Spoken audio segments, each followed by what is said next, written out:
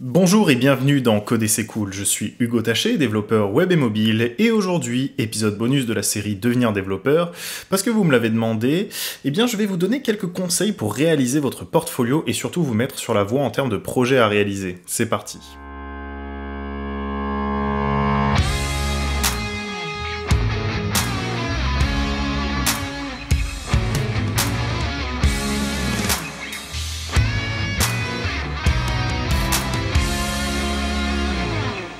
Bon, faut m'expliquer ça, parce que peut-être que vous trouvez que je force pas assez en début de vidéo pour vous pousser à vous abonner à la chaîne, à mettre des pouces bleus alors que vous n'avez pas encore vu la vidéo, et bien maintenant j'ai décidé que je forcerai à chaque fois.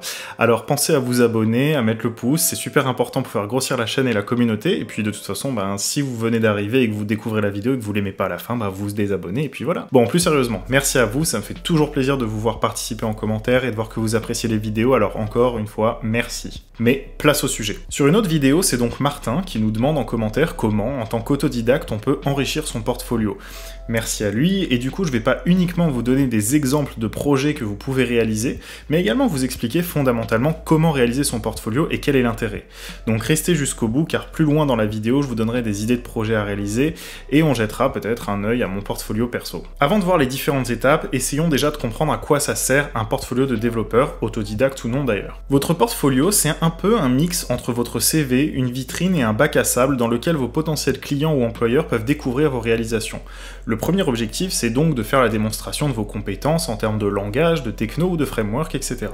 Le deuxième objectif, c'est de rendre votre profil attrayant et de taper dans l'œil en termes de réalisation et projet en mettant en avant votre singularité. La première étape, ça va être en fait de faire votre bilan de compétences. Donc je sais c'est pas Pôle emploi, mais c'est un petit peu pareil.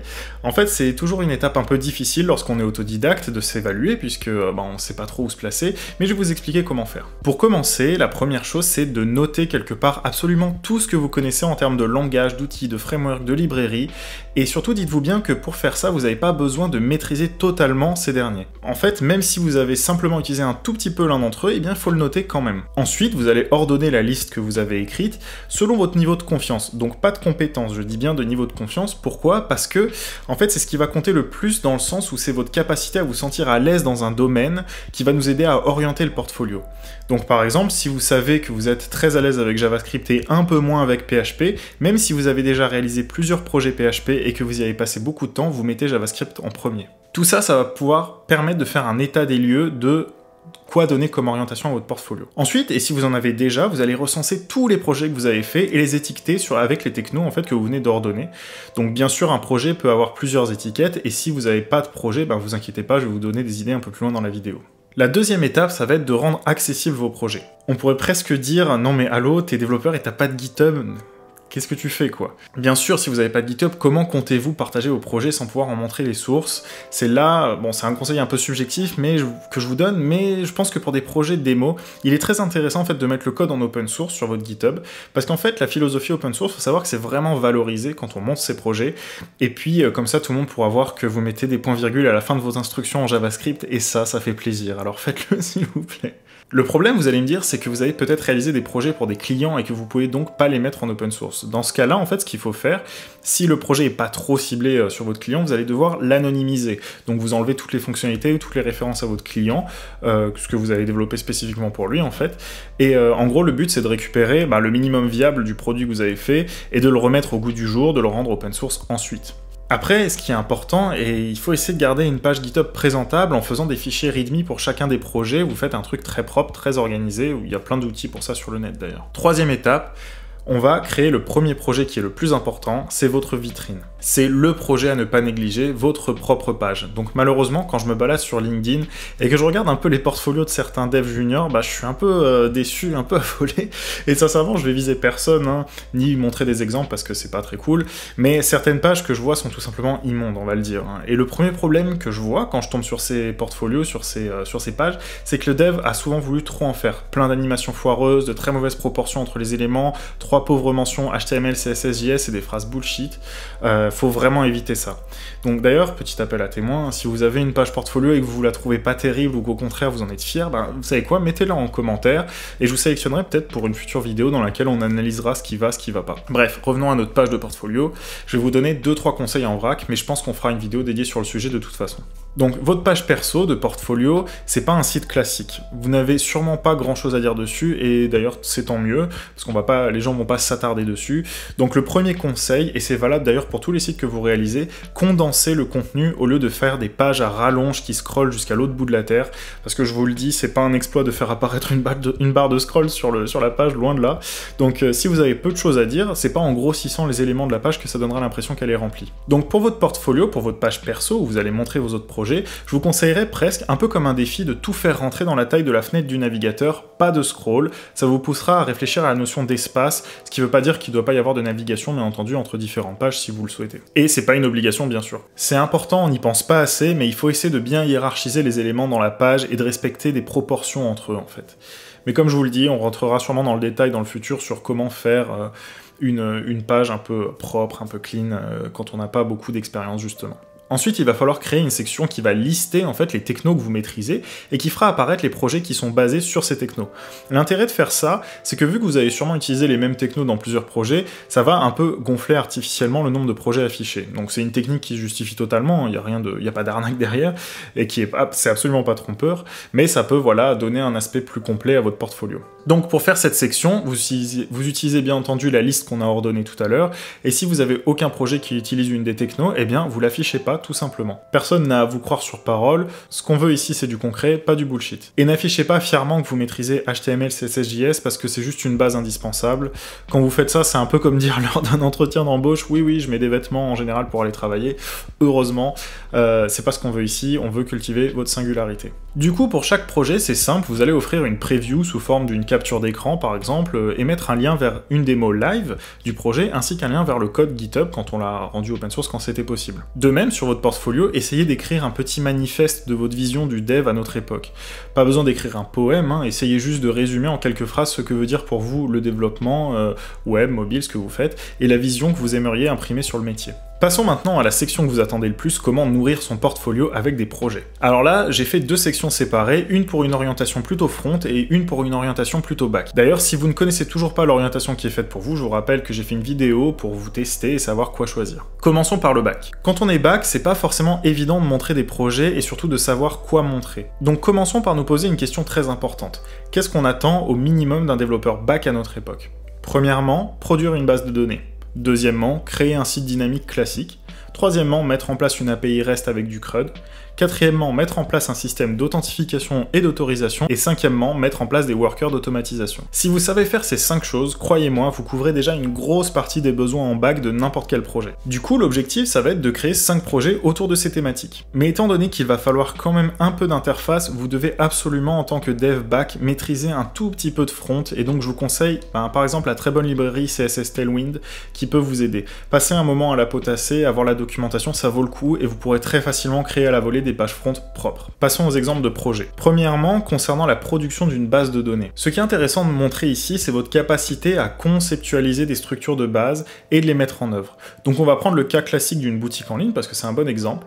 Et premièrement, vous allez modéliser, par exemple avec UML, un diagramme de classe, ça marche très bien, avec tout ce que ça implique, les utilisateurs, les paniers, les produits, toutes les relations entre les entités. Et ensuite, vous allez écrire le code de la première migration de votre base, en fait, c'est-à-dire la création de toutes les entités et leurs relations. Donc là, en fonction de ce que vous maîtrisez, vous écrivez du SQL, vous écrivez des commandes MongoDB, et vous allez littéralement en fait écrire le code du premier déploiement. Donc voilà le premier projet. Je vous demande pas de créer la boutique, juste de conceptualiser, de mettre les codes de déploiement en ligne et d'écrire quelque chose pour expliquer comment vous avez fait, en plus des diagrammes. Ensuite, concernant la création d'un site dynamique classique. Si vous voulez être intéressant sur le marché, vous devez être capable de maintenir un peu de code legacy, donc c'est-à-dire du code de techno qui sont un peu plus ancienne. Normalement, si vous êtes bien formé, vous connaissez un langage back comme PHP ou Python et un framework comme Symfony, Laravel ou Django. Le projet que je vous propose est celui d'afficher une fausse page produit, d'une bien entendu fausse boutique, mais qui, à chaque rafraîchissement de la page, par exemple, utilise des données complètement différentes et aléatoires. Un nouveau nom de produit, un nouveau prix, une nouvelle description, etc. Ça montrera que vous savez servir une page dynamique classique, et bien sûr, pour le front, vous faites un truc simple, sans navigation, avec Tailwind, et vous essayez de faire le truc le plus clean possible. Troisièmement, pour la mise en place d'une API REST de CRUD. Donc le CRUD, c'est Create, Read, Update, Delete, pour si vous l'avez oublié, mais je pense pas.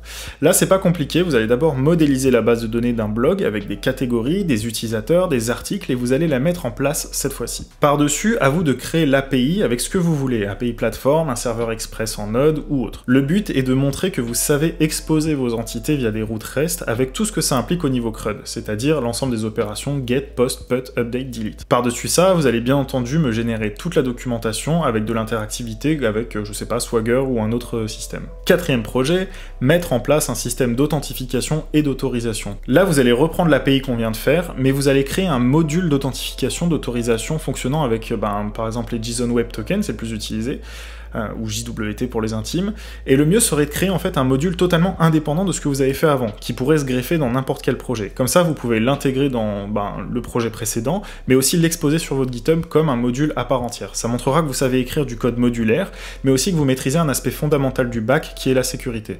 Bien sûr, vous documentez tout, absolument tout, et on passe au dernier projet pour les backs. Mettre en place des workers d'automatisation. Donc ça paraît un peu barbare dit comme ça, mais c'est assez simple. Le but, c'est de montrer que vous pouvez travailler avec des API externes et surtout trigger des événements depuis votre API. Là, le projet est plutôt simple, vous allez créer une interface permettant d'envoyer, je sais pas, par mail par exemple un joyeux anniversaire à quelqu'un, et le but serait de lier le worker à une API comme Sendinblue qui s'occuperait d'envoyer les emails. Question fonctionnement, l'utilisateur renseigne un mail, son nom et le contenu du joyeux anniversaire, ce qui fait que lorsqu'il clique sur envoyer, le payload est mis en base, un worker est trigger, la donnée est envoyée à l'API de mailing et l'autre personne reçoit enfin le joyeux anniversaire. Ça paraît hyper simple, mais pourtant c'est très efficace pour montrer que vous maîtrisez l'automatisation de tâches, la communication avec d'autres API, et encore une fois, vous documentez bien ça, et vous faites pourquoi pas un diagramme de séquence pour illustrer. Voilà pour les 5 projets back que je vous ai promis, passons au front. En front, voici 5 points que l'on va attendre de vous. Premièrement, la maîtrise d'un framework. Deuxièmement, répondre aux problématiques de SEO. Troisièmement, intégrer une interface responsive. Quatrièmement, produire des éléments fortement interactifs. Et cinquièmement, récupérer de la donnée depuis une API externe. Du coup, comme pour le back, on va se donner 5 réponses sous forme de projet. Mais premièrement, j'aimerais que vous vous intéressiez au penchant front du pourquoi j'ai conseillé Tailwind au dev back. Pour vous les fronts, vous devez pouvoir mettre en place en fait rapidement un back pour faire tourner vos projets. Donc je vous conseille 2 outils pour ça, Firebase et Strapi. Donc Strapi est un peu plus complexe à mettre en ligne, mais renseignez-vous à fond par exemple sur Firebase qui est juste génial et facile à prendre en main en tant que front pour faire un back, un serveur très rapidement, très simple. Donc premièrement, comment montrer qu'on maîtrise un framework? Donc évidemment, tous les projets que vous allez montrer dans votre portfolio doivent être faits avec le framework en question. Je vous conseille de vous concentrer sur un seul framework, donc Vue, Angular, React, comme vous le souhaitez.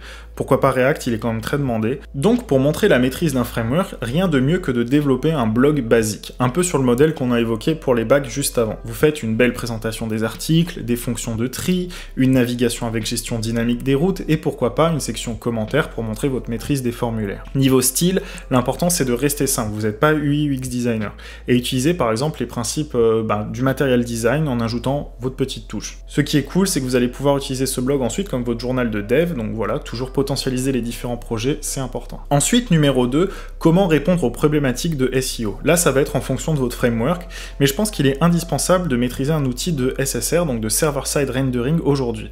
Si vous êtes sur React, c'est Next.js. Sur Vue, c'est Nuxt.js. Là, on va tout simplement réaliser une landing page fictive d'un produit que vous affectionnez.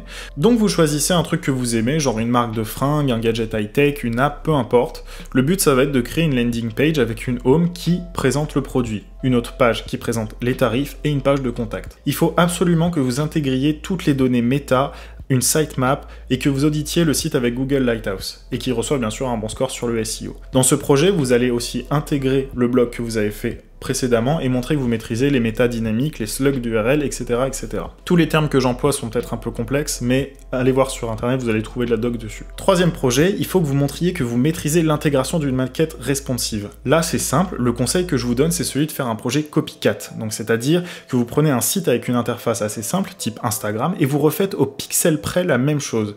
Alors, bien sûr, vous fakez la data, vous mettez pas en place de back, juste vous reproduisez vraiment à l'identique. Modifiez juste le logo pour que voilà, vous montriez que c'est votre projet et que vous l'avez fait vous-même, et hop.